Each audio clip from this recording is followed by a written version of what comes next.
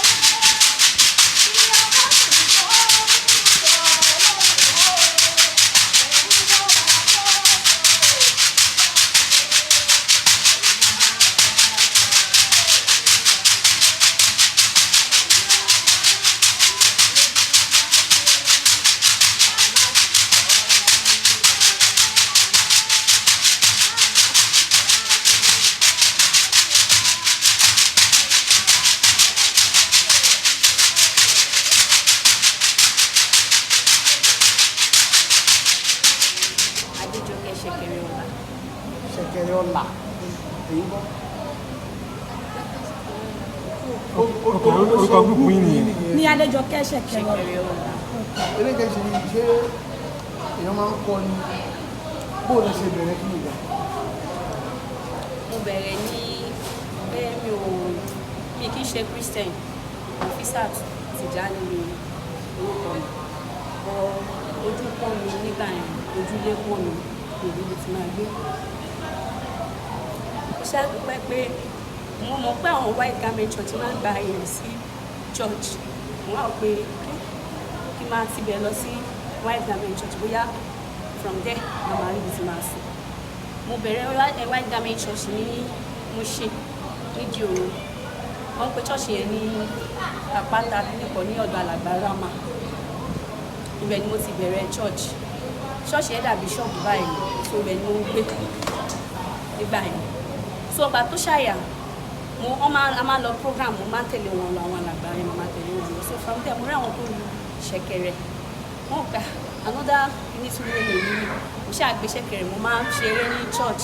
From there ṣá Ọlọ́run gba gbogbo ògo orí ẹrù. Bọ̀ pé torí pé mo lu ṣẹ̀kẹ̀rẹ̀ lénìí, torí mi ò rí ibi tí máa gbé, mi ò rí ibi tí máa sọ ẹrù mi kà, mo dẹ̀ mọ̀ gbọ́dọ̀ Ọlọ́run ni èèyàn lè sọ ẹrù ẹ̀ kà. So mo dèrò kérúbù àti séráfù, bẹ́ẹ̀ ni mo ti bẹ̀rẹ̀ ṣẹ̀kẹ̀rẹ̀ láti máa. Ẹ ká ṣe ilé òótọ́ olómìnira wa.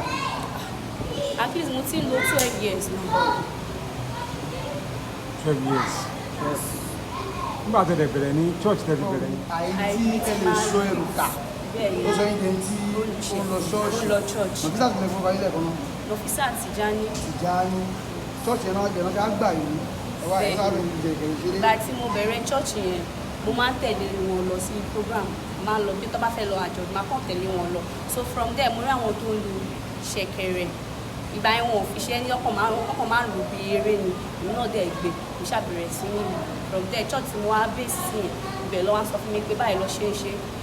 Wọ́n ṣàkọ mi títí mo máa ń try best ní gbogbo ìgbà yẹn. So ìgbà tó ṣàyà tí mo ń ṣe, but ó níṣẹ́ kan tí mo ṣe ṣe oṣù, mo ṣiṣẹ́ yẹn for good 8 years, mo ní ìkọ̀kan bẹ̀. So ṣẹ̀kẹ̀rẹ̀ yìí wọ́n dẹ̀ fowó pè wá then, wọ́n fowó pè wá, a máa gbé ṣẹ̀kẹ̀rẹ̀, a máa lọ sí church.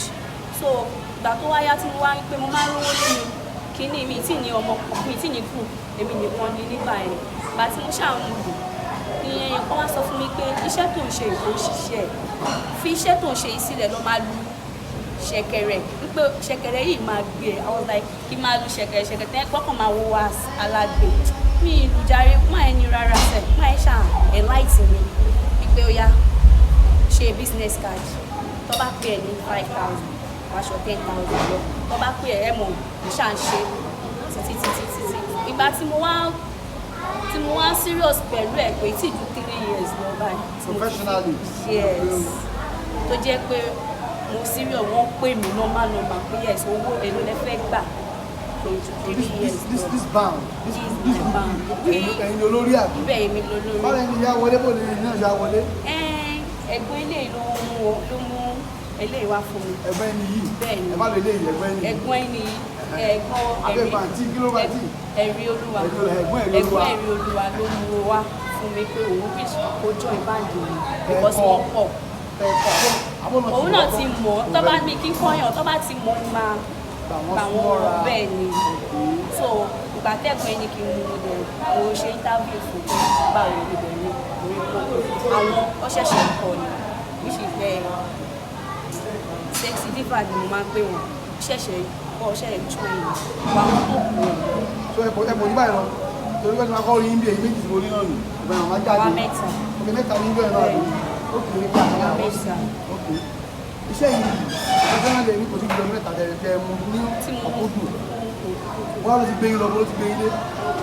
Tẹ́kí ló ń ṣe kẹ́lẹ́. Kò síbi tá a ti lọ títí kan Àbújá títí kan Benin. Bọ̀ lẹ́yìn Nàìjíríà ni mo ṣe sọ ọ́ tí mo dẹ̀ gbàgbà kó gbé mi jù báyìí. Ó gbé yín jù báyìí lọ ló sì gbé yín báyìí. Ọ̀kí yìí ṣẹ̀kẹ̀rẹ̀ yìí ló tiẹ̀ ní tó ní ìkan ẹ̀mí wọn tó ní spiritual inclination ní. Ó ní lọ́pọ̀lọpọ̀ because ayé mi. Ajé ni ẹgbẹ́ láti kan yọ̀ nílé ẹgbẹ́ láti èyí lè fi tí mẹ́ra ní. Ajé ni. Torí ọmọ asọ́ pé ṣẹ̀kẹ̀rẹ̀ òkèrò lè bànújẹ́ kò síbi tá a bá gbé wọ̀ tí ajé ti wà ní wàá bá wọ̀. so ajẹ́ ni fún mi ọlá mi lè mú tí mo dẹ̀ lè fi ṣeré láìláì. kì í ṣe pé bí àwọn jíṣẹ́ fún yín pé spiritually pé máa lọ lu Sekere tó bá lọ Sekere. ó jíṣẹ́ fún mi bí eré náà ni bí eré náà ni because me believe pé ó máa dògún fún mi believe last year tí mo wá sí bíbí tí ìgbàlè mo yá lége mi bọ́ jíṣẹ́ Sekere nínú ni mo jẹni tó ń gba ilé tí mo dẹ̀ mọ́ pé ó tún ṣì máa mú mi jù báyìí lọ lágbára Sekere jẹ́ kìlà òun náà ní ṣe bí Adejoke Sekere Ola. Àwọn pẹ́rẹ́ǹtì muslim ni wọ́n bàbá bàbá rí ọmọ ẹni ṣe. Ìyá tó bí mi lọ́mọ gbogbo ọmọ kò ṣe torí àti ilẹ̀ mi ti yálà mi. Wọ́n ọmọ kan tí mo ṣe àwọn náà ibòmí lọ wà so chọ́ọ̀chì táwọn wá lọ. Àwọn ti di tipẹ́tipẹ́ láwọn ti dìbò chọ́ọ̀chì táwọn ti lọ lọ́tún jẹ́ mi lọ́sọ̀ sọ fún mọ́mí mi pé gbogbo lọ́mọ tó bí pé ọmọ tó ń fowó pè táwọn ń rí pọ̀ mọ́mí mi ò understand because mi ojú ẹ̀yìn mọ́ mo sọ́ra mi lò ní gbọ́ngbọ́n tí mọ́mí mi wá padà rí mi omi jábọ́ lójú wọn pé ògo làwọn sọ̀rọ̀ ọdún náà lọ rí mi pé iṣẹ́ tí mo ń ṣe nìyẹn táwọn náà dẹ̀ padà wá bá mi fi àdúrà sọ. Níwọ̀n wáyé ni gbogbo ìpèníjà yìí níwọ̀n wáyé ni. Long story láti ilẹ̀ ẹ wo ọ̀rọ̀ yẹn long story ni family. ẹ jẹ́ ká bá yìí sọ̀rọ̀ kí ni ó sún ilé Sekere tí orúkọ yín ẹ tó sókè lára ẹ̀rí fún mi tó ṣé àti orí ọmọ ṣe ní àbí ó kò wọ inú ẹ̀rí jọyìn.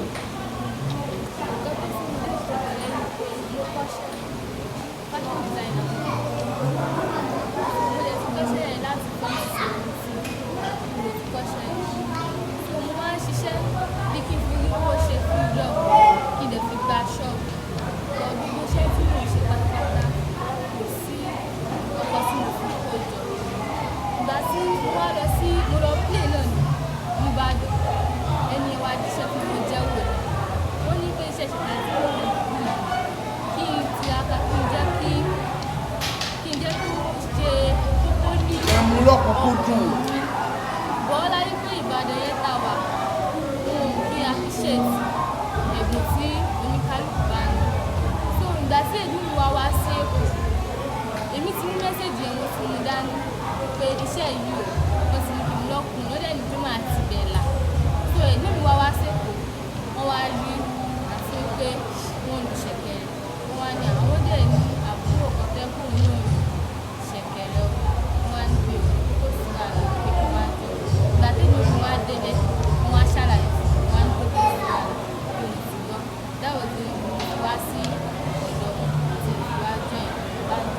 báwo ya báwo máa ń gbé ara yín ẹ máa ń change ẹ fẹ́ báwo lẹ máa ń ṣe. Kí ẹ sọ kọ̀ọ̀kan ọ̀rọ̀ yìí dàbọ̀ ọ̀rọ̀ wòlíì ẹni tọ́lọ́ ń bá pè kò ní jàǹkàtà ẹni tọ́lọ́ ń bá pè òun ló máa tì wọ́n.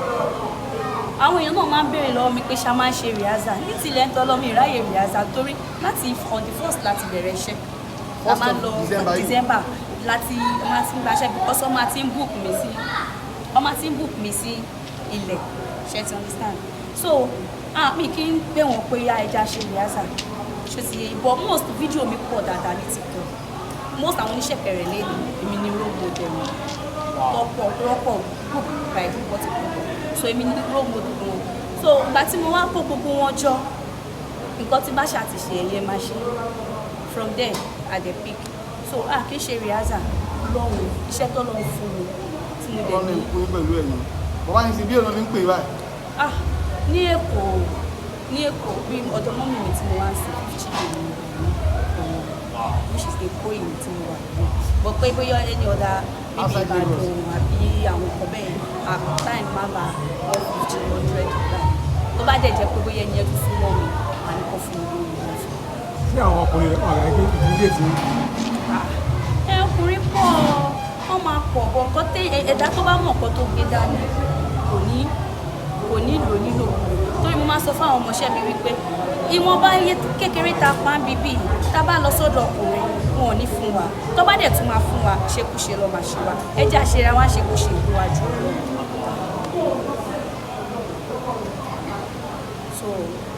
so so ordinary person ò lè lu ṣẹ̀kẹ̀rẹ̀ yá. kò sẹ́ni tó lè lù ẹni tó bá ní passion fún á lù. òye èmi ò lè gbé yàn níwájú tó bá ń orin yìí náà ni. mo ti lọ play ní studio kan rí ó sì wà ní TikTok for now bí kí n lu ẹ̀mí because mi ìmọ̀ anything kérébù mi ò mọ̀ pa ẹ̀.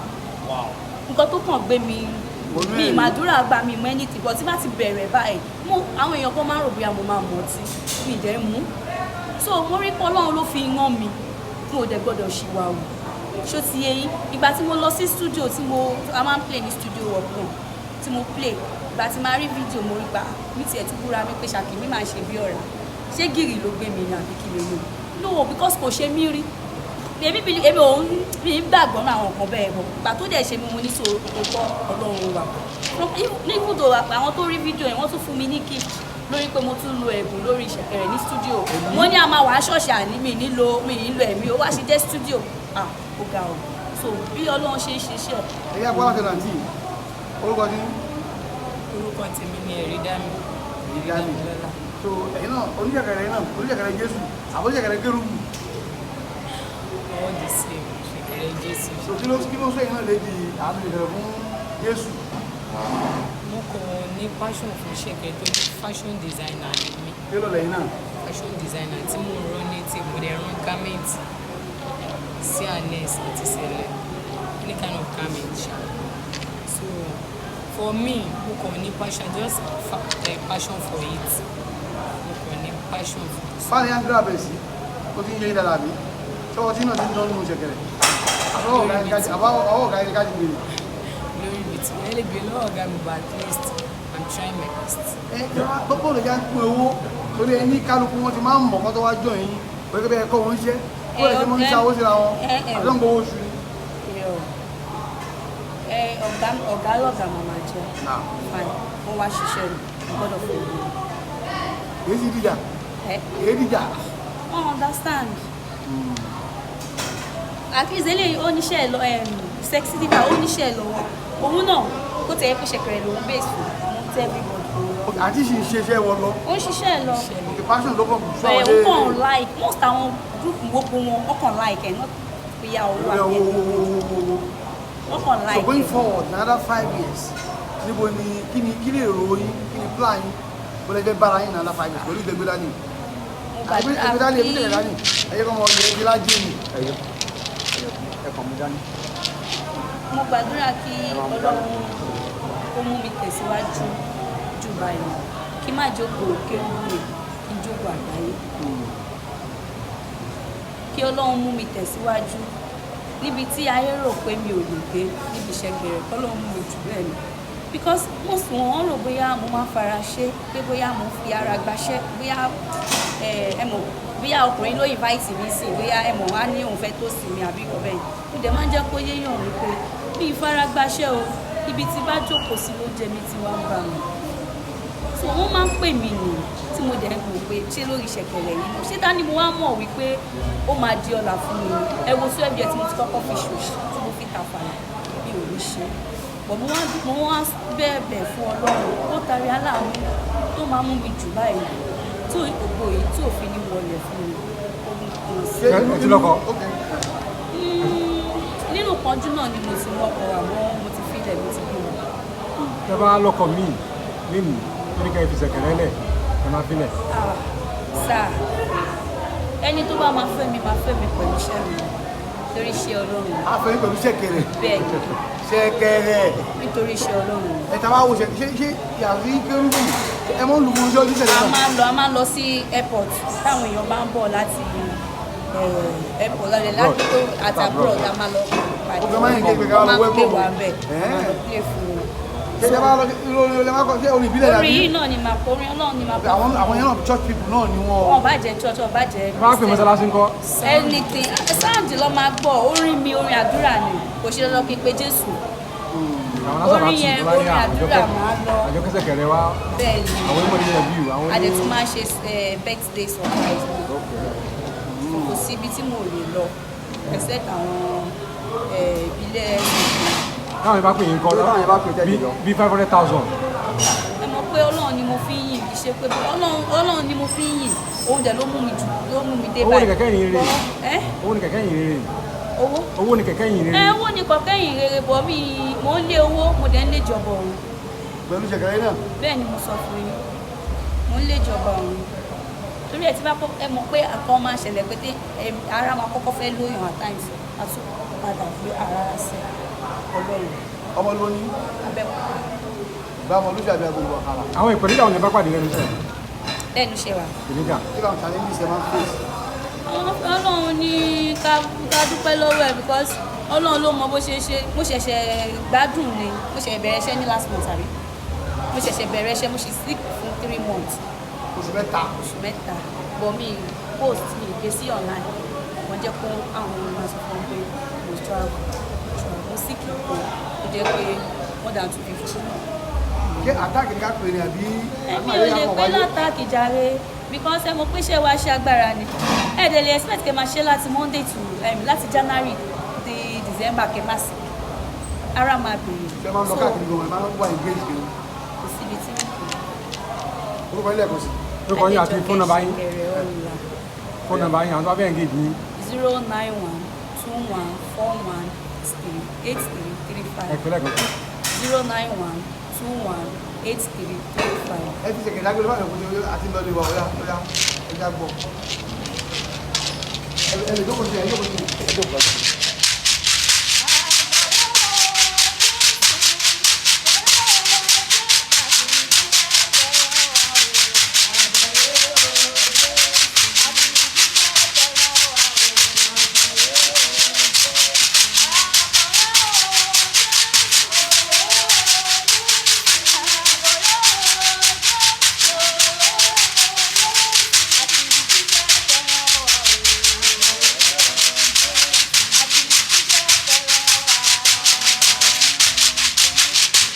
Then finally, ẹ bá lu kí ni ẹ máa ń rẹ́rìn kí ló fà yẹn ẹ̀rín. Tóòtọ́ ni nítorí ìgbà tí mo ṣe ìyá sì ń mi gba ẹ̀ tí mi tiẹ̀ tí mo náà church sẹ́ mo ń tẹ̀lé àwọn artist wọ́n pe máa ẹ̀ ní Valentine ó wà ní Mushin